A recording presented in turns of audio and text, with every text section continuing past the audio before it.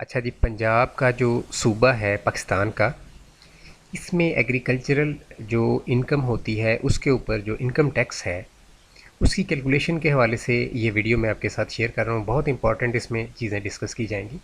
देखें, एक तो इसमें आप जानते हैं जो लॉ है Punjab agricultural income tax act 1997, इसके तहत ही हम अभी तक जो है 2023 में भी कैलकुलेशन कर रहे हैं। और इसमें फ़र्स्ट शेड्यूल है एक, और एक इसके अंदर जनाब सेकंड शेड्यूल है। फर्स्ट शेड्यूल जो है वो एरिया वाइज है, सेकंड शेड्यूल जो है वो इनकम वाइज जो है आपके ऊपर टैक्स जो है वो कैलकुलेट करता है। अच्छा, अब इसमें जो इम्पोर्टेंट चीज़ है जो मैं इस वीडियो में आपको बताऊंगा वो ये है कि अगर तो आप सिर्फ 32A के फॉर्म के थ्रू जो इनकम टैक्स है उसकी पेमेंट करते हैं तो फिर आपके लिए तरीक़ाकार जो है वो मुख्तलिफ होगा।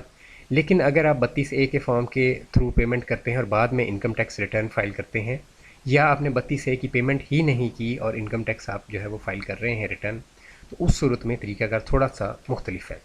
तो हम स्टार्ट से इसको शुरू करते हैं। फ़र्स्ट शेड्यूल जो है वो क्या है। फ़र्स्ट शेड्यूल में देखें, एक लेफ़्ट साइड पे पॉइंट नंबर 1 है ऊपर, और नीचे पॉइंट नंबर 2 है। पॉइंट नंबर 1 जो है वो बेसिकली इरीगेटेड लैंड के लिए है, लेकिन इसके अंदर फ्रूट के बागात शामिल नहीं है। ठीक है जी, इरीगेटेड लैंड यानी जहाँ पे नहरी पानी की सप्लाई आती हो। और इसके अंदर देखें, अगर 12.5 एकड़ तक आपकी लैंड है तो आपके ऊपर कोई टैक्स नहीं है। एरिया वाइज आपके ऊपर कोई टैक्स नहीं है, इनकम वाइज हो सकता है। अच्छा जी, 12.5 एकड़ से ऊपर और 25 एकड़ तक 300 रुपये फ़ी एकड़ के हिसाब से रेट है। 25 एकड़ से ऊपर और 50 एकड़ तक 400 रुपये फ़ी एकड़ का रेट है। 50 एकड़ से ऊपर जितनी भी ज़मीन है उसका 500 रुपये फ़ी एकड़ का फ्लैट रेट चलेगा। अच्छा जी, मैच्योर ऑर्चर्ड क्या होते हैं। मैच्योर से मुराद है ऑर्चर्ड जो है वो बाग को कहते हैं, ठीक है जी, बागात। और मैच्योर वो होता है जो कि फ्रूट देना स्टार्ट कर दे। तो मैच्योर ऑर्चर्ड वो होगा, ऐसा बाग जो कि फ्रूट देना स्टार्ट कर चुका हो। इसके लिए इरीगेटेड अगर है तो फिर 600 रुपये फ़ी एकड़ का रेट है, अगर अनइरीगेटेड है तो 300 रुपये फ़ी एकड़ का रेट है। आइए अब थोड़ी सी इसके अंदर इसी जो फर्स्ट शेड्यूल है इसकी कुछ चीज़ों को एक्सप्लेन आगे करते हैं। तो एक तो चीज़ जो कानून के अंदर लिखी हुई है वो ये है कि अगर आपकी नॉन इरीगेटेड लैंड है तो फिर उसके 2 एकड़ जो होंगे वो 1 एकड़ इरीगेटेड लैंड के बराबर होंगे। ठीक है, नॉन इरीगेटेड अगर आपकी लैंड है तो जो भी नॉन इरीगेटेड लैंड्स हैं जिनके मालकान हैं तो फिर वो यही वाला जो रेट है इसमें अपनी ज़मीन को फिट कर लें।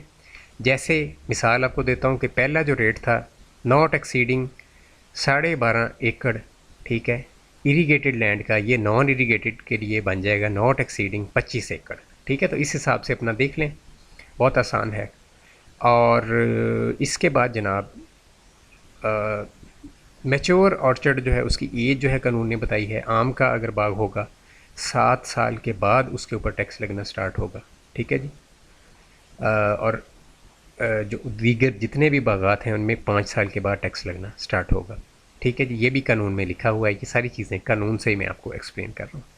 आगे मूव करते हैं। सेकंड शेड्यूल जो है उसका क्या मकसद है। सेकंड शेड्यूल जनाब आपकी एग्रीकल्चरल इनकम के ऊपर टैक्स जो है वो बताता है। पहली जो येलो कलर में हाईलाइट की हुई है लाइन कि 4 लाख तक अगर आपकी एग्रीकल्चरल इनकम है तो इस पर कोई टैक्स नहीं है। अगर 4 लाख से ज़्यादा है और 8 लाख तक है तो 1,000 है, और अगर 8 लाख से ज़्यादा है और 12 लाख तक है तो 2,000 रुपये टोटल आपके ऊपर टैक्स है। इसी तरह नीचे रेट्स हैं 12 लाख से 24 लाख, और फिर 24 लाख से ज़्यादा और 48 लाख तक, और फिर 48 लाख से ऊपर जितनी भी अमाउंट है। तो ये मुख्तलिफ रेट्स हैं। ये एग्रीकल्चरल इनकम आपकी जो है इसके ऊपर टैक्स की कैलकुलेशन जो है इस तरह से इस शेड्यूल के तहत की जाती है। अब हम आगे मज़ीद मूव करते हैं। आपको शेड्यूल्स आई होप दोनों समझ आ गए होंगे। अच्छा जी, 32A के जो फॉर्म होता है उसके थ्रू अगर आप साल ब साल अपनी पेमेंट करते हैं एग्रीकल्चरल इनकम टैक्स की, तो उसमें फिर इन्होंने कहा हुआ है कि शेड्यूल 1 और शेड्यूल 2 दोनों के तहत आप टैक्स निकालेंगे। ठीक है, शेड्यूल 1 और शेड्यूल 2 जो मैंने दोनों आपको बताए हैं, इन दोनों के तहत आप टैक्स निकालेंगे। जिस शेड्यूल के तहत टैक्स आपका ज़्यादा निकलेगा, ठीक है, जिस शेड्यूल के तहत आपका टैक्स ज़्यादा निकलेगा वो उसके तहत आप इसकी पेमेंट करेंगे, यानी वो आपके ऊपर लागू होगा। तो आई होप आपको ये बात समझ आ गई होगी कि दोनों शेड्यूल्स के तहत आप रेट निकाल लेंगे, लेकिन जिस शेड्यूल के तहत जो टैक्स है वो ज़्यादा बनेगा तो वो शेड्यूल आपके ऊपर लागू हो जाएगा। मिसाल छोटी सी आपको बता देता हूँ यहाँ पे। एक बंदा है, एग्ज़ाम्पल ले लें, और उसकी पास जो है इरीगेटेड जो है गंदम के खेत हैं और 15 एकड़ ज़मीन है। तो 15 एकड़ के ऊपर शेड्यूल 1 का रेट लगेगा 300 ज़रब 15, जो आप आएगा 4,500 रुपये। ठीक है, ये टैक्स उसका बनेगा 4,500 रुपये इसका टैक्स बना है शेड्यूल 1 से। अब अगर यही बंदा शेड्यूल 2 में जाएगा तो इसकी इनकम मिसाल ले लें कि 8 लाख से 12 लाख के दरमियान फॉल कर रही है। ठीक है, जैसे 10 लाख है तो अगर इसकी एग्रीकल्चरल इनकम 10 लाख है, मिसाल मैंने एक एग्ज़ाम्पल अपने से बनाई है, तो यहाँ पे इसका टैक्स जो है वो बना है 2,000 रुपये सिर्फ। तो इसका मतलब ये हुआ कि 32A के थ्रू अगर इस बंदे ने पेमेंट करनी है तो वो शेड्यूल 1 के तहत पेमेंट करेगा 4,500 रुपये की। ठीक है जी, ये मैंने एग्ज़ाम्पल आपके साथ शेयर कर दी है कि काफ़ी लोग इसमें कंफ्यूज हो जाते हैं, क्योंकि ये बहुत सिंपल नहीं है, थोड़ा सा इसमें है डेफिनेटली कोई कॉम्प्लिकेशन है इसके अंदर। तो अच्छा जी, ठीक है, ये आपको समझ आ गया कि 32A के तहत जो है वो पेमेंट जो है वो जिस शेड्यूल के तहत ज़्यादा टैक्स बनेगा उसके तहत आपने करनी है। अच्छा, आगे मूव करते हैं। अब एक बंदा है, ये इनकम टैक्स रिटर्न जो है वो फाइल कर रहा है, तो उस सूरत में इसके ऊपर शेड्यूल 2 लागू होगा। ये आप आखिरी लाइन में देख भी सकते हैं कि शेड्यूल 2 जो है इसके ऊपर लागू होगा। ठीक है जी, इनकम टैक्स रिटर्न अगर आप फाइल कर रहे हैं उसमें अपनी एग्रीकल्चरल इनकम डेफिनेटली फिर आप मेंशन करेंगे, तो उस सूरत में शेड्यूल 2 का रेट आपके ऊपर एप्लीकेबल होगा। ठीक है जी, तो ये चीज़ भी क्वाइट क्लियर हो गई आपको कि अगर आप रिटर्न फाइल करते हैं तो फिर आप पे शेड्यूल 2 का रेट जो है वो लगना है, यानी कि जो एग्रीकल्चरल इनकम के हिसाब से रेट होता है वो आपके ऊपर लागू होना है।